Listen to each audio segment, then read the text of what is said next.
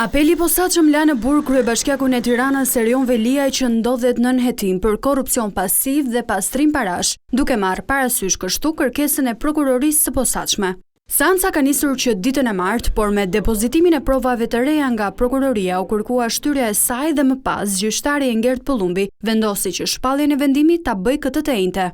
Veliaj kundërshtoi provat e reja që SPAK pretendon se janë siguruar përmes përgjimeve telefonike. Kryetari i bashkisë u shpreh se ato që hetuesit i quajnë prova janë në fakt biseda familjare të një muaji që ai ndodhet në qeli, por deklaratat e tij nuk u morën parasysh.